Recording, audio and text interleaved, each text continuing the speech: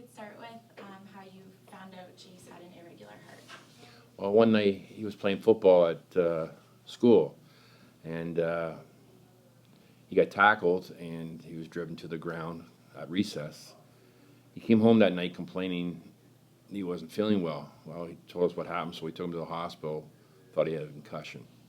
Well, at the hospital, the nurses did some tests, and his heart was going at 180, and the doctors came in, and they decided his heart was into abnormal rhythm, and they're going to ship him down to sick kids via air ambulance.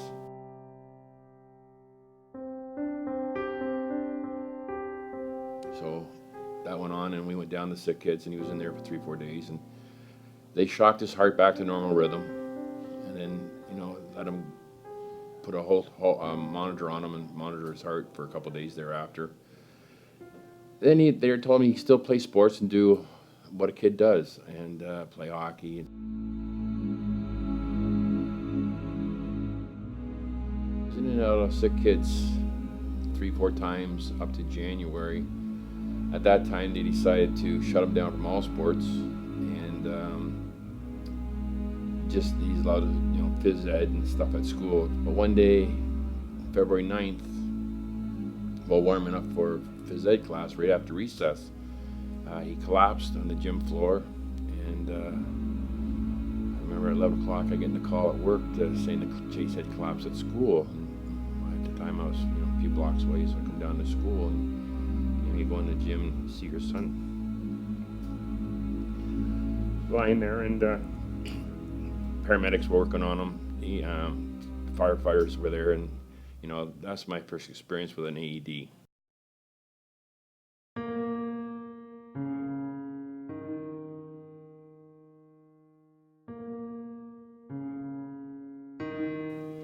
And I remember the one firefighter saying to me, he says, "That's a good sign." I go, "What do you mean?" He says, "It didn't ask for a shock." Okay, so they stabilized Chase. They took him over to RVH Hospital in Barrie. But due to a snowstorm, the air ambulance couldn't fly, so they had to bring an airplane from London up to Barrie with the medical staff, and then load Chase up and take him back to London. We drove to London, and Chase was in the ICU being examined and being taken care of. We spent a week there with Chase. He was on a respirator for the whole week. A lot of tests were done, and then it came to a point that they had to make a decision.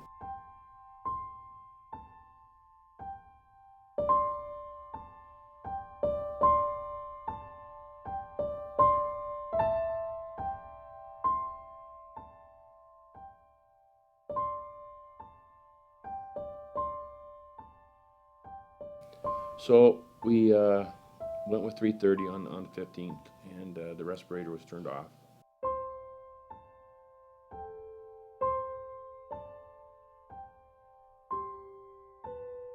And that started the whole Chase's dream, his vision, to have AEDs at all public places. To date, we have over 7,000 AEDs out in Chase's name in Ontario.